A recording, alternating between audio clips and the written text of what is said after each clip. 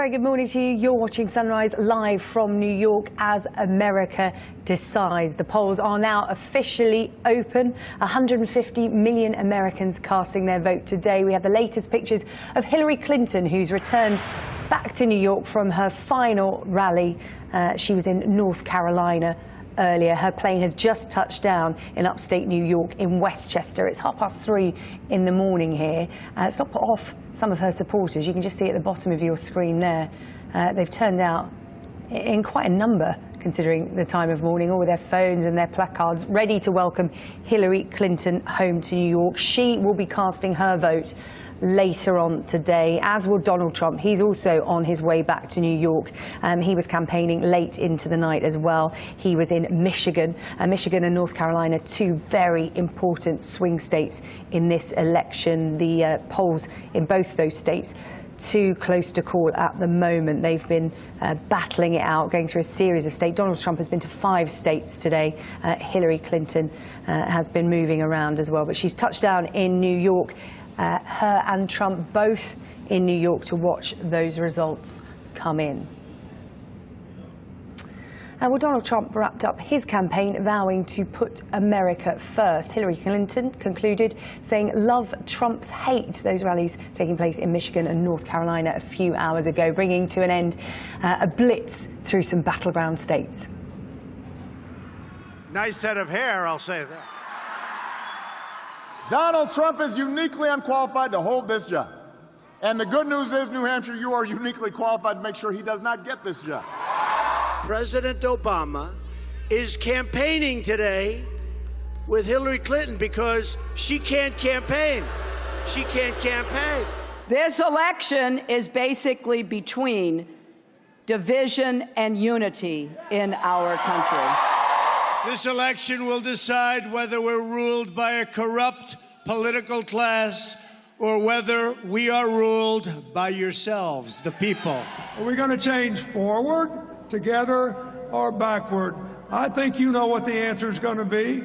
It is the greatest nation on earth, a country where a girl like me from the south side of Chicago, whose great-great-grandfather was a slave, can go to some of the finest universities on earth.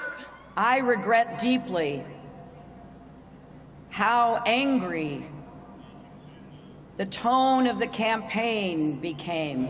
Not your fault. I am so incredibly proud of him, what he's accomplished today, and I know tomorrow will be another great day. Hillary Clinton is the most corrupt person ever to seek the office of the presidency of the United States. Why don't you put your voting shades on? Where we prove conclusively that yes, love trumps hate. Thank you. And we will make America great again. Thank you, everybody. Well, they've opened the door on the plane in Westchester. Some of her camp soaking up the moment themselves, taking pictures with their phones as they disembark at Westchester, upstate New York. This is the final stop for Hillary Clinton and her campaign. They are back home in New York, where they will now settle in for the day. Hillary Clinton will be casting her vote in New York, and then they will be watching those results come in. Jon Bon Jovi's just got off that plane as well. He's hitched a ride with Hillary Clinton back to New York. Polls open at 9 o'clock this morning. It's just after 3:30. They close at 9 o'clock tonight. Some polls already open in parts of the state. Just hearing the crowds cheer people as they come off that plane. We are still waiting for Hillary Clinton and her husband, Bill Clinton. As I said, they've been in North Carolina, one of those key swing states, supported by the Obamas today, Jon Bon Jovi, Bruce Springsteen, Lady Gaga. It's been a real star-studded lineup, and the overall message from Hillary Clinton has been get out and vote.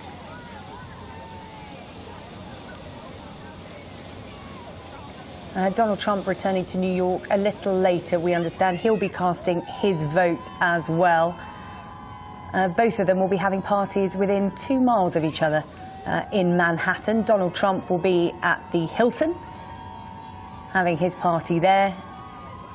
And a couple of blocks away, Hillary Clinton will be having what she hopes will be her victory party at the Jacob Javits Center. And of course, in between, Times Square, where we're broadcasting from live this morning. Crowds the size of New Year's Eve expected here tonight. NYPD have deployed 5,000 officers to keep control of the situation. Those live results will be watched by millions in America, millions around the globe as well.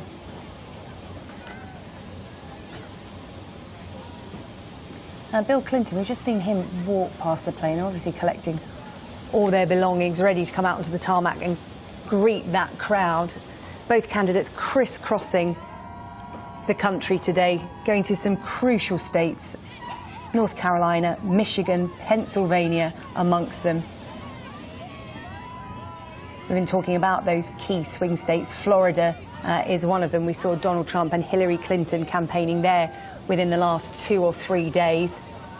They're neck and neck there, as they are in so many of these vital swing states. Some of them too close to call, among them Nevada, Florida and North Carolina.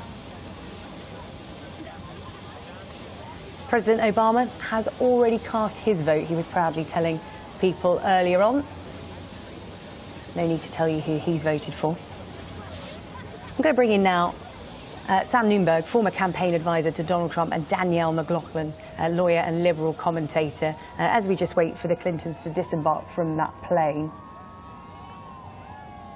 I understand that Chelsea Clinton is on there as well.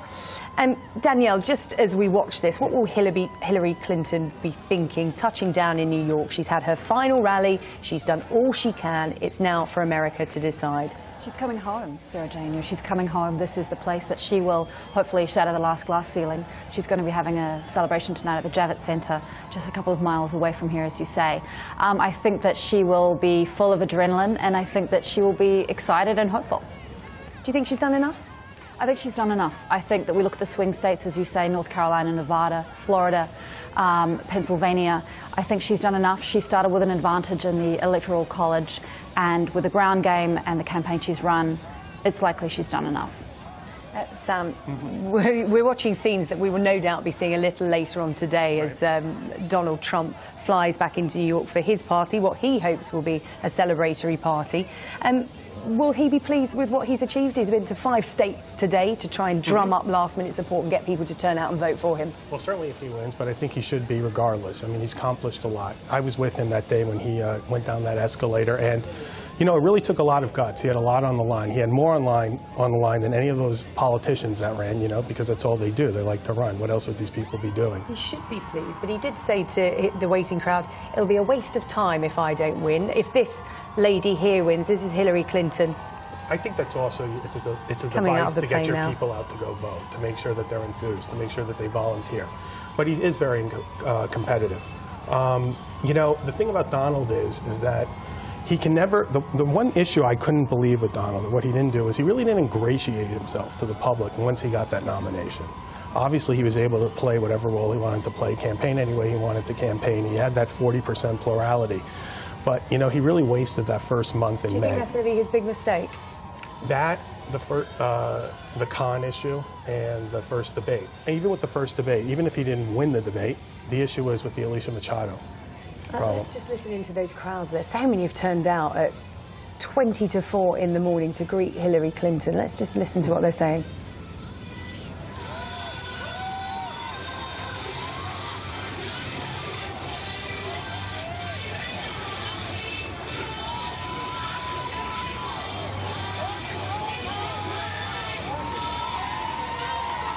A lot of whooping and cheering. That song, Fight Song, we've heard so much throughout the campaign there, Danielle. What will Hillary Clinton be doing today? Obviously, she's back in New York. She's going to cast her vote later today and then wait for all the votes to come in. What will her day look like, do you think? As you say, she'll vote. I hope she votes for herself and will vote Democratic all the way down the ticket, which is also very important for Democrats to try and take back the Senate. The House looks like it'll be more of a problem. She'll probably go to her campaign headquarters in Brooklyn, a place that she spent a lot of time, a place that has a really important part of her place in her heart, and then of course to the Javits Center, where she hopes that she will become the first president of the United States who is a female, 45. But no fireworks. She canceled the fireworks, did you know that? Why did she cancel the fireworks? Good question, I don't know. I don't know. Oh, are you reading a little bit into that?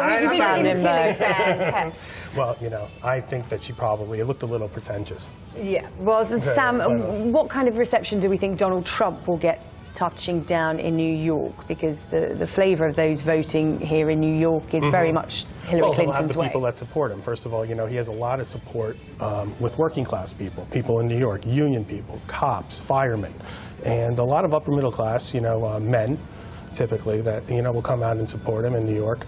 But I think today, you know, they'll start getting their numbers in. You have your own exit polls.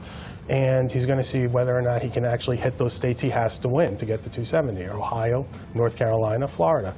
And if he has that, then possibly he can pull something out and get a couple more states and see if he can get 270. I think it's unlikely, but... You think it's unlikely that he'll reach the magic number? And it has nothing to do with him, but it's very difficult for Republicans now. I mean, when you see all these Hispanics voting, you know, it's funny, he had the silent majority in the primary. There were a lot of voters. There were a lot of Democrats. What people didn't realize were in a lot of these states, which are open primaries, we had Democrats vote for us. This real silent majority in the general election are these, they call it the rising American electorate, but it's basically Hispanics. Yeah. You think it's unlikely we'll see a President Trump? That's not what he's saying. He's saying that the polls are wrong. We could. What would America look like under President Trump? Well, first of all, if Donald Trump won, his first priorities would be, one, to get his budget through, which is always the president's first priority. And by the way, it's going to be very difficult for Hillary Clinton, should she be elected, to get a budget through. Number two, he's going to want to reaffirm, or, you know, you have this leviathan of government workers. So he's got to get his own administration in there. He's got to get his own people. And I think that he would probably look to renegotiate these trade deals and certainly, you know, build out a relationship. One thing about him that I think a lot of people will be surprised about should he win is he's going to work with Democrats. They will be surprised. You know, he's the kind of guy that what he does is he starts out, you know, he's talked about this in The Art of the Deal. So he'll negotiate, he'll say my position is 100% this, and then he slowly moves. So he'll talk his way into the White House, but he'll calm down after that, in your opinion? Yes. He'll want to get an agenda through, and I think he'll be probably more moderate than he's campaigned. Danielle, we'll get a more moderate Trump then if he wins, by the sounds of it. Yeah, possibly. I think that actually Clinton also has been known for being very much a bipartisan person. When she worked in the Senate, she worked with Republicans. I think that she will have problems if Republicans decide to do what they did with Obama in the last 6 years and be obstructive in terms of her legislative prerogatives.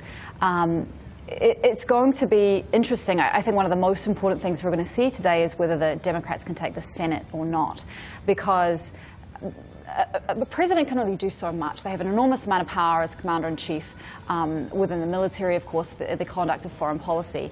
But you need your Senate to get your legislation through, and you certainly need your Senate with you for the Supreme Court. And that is going to be crucial. We're already hearing from people like Ted Cruz and others that if Republicans keep the Senate, then they will not confirm any nominee put forth by Hillary Clinton, whether that is Merrick Garland, who is currently waiting for advice and consent, or whether it's somebody else who may be possibly more progressive. It's going to be a really interesting... You know what's really interesting about Hillary Clinton is we don't really know what her mandate is. I mean, you know what Donald's first priorities are, top priorities should he be elected, whether it's trade, his tax plan. What's her top priority? Is that true, though? Because you could argue that a lot of people are thinking that his first job if he becomes president is to lock Hillary Clinton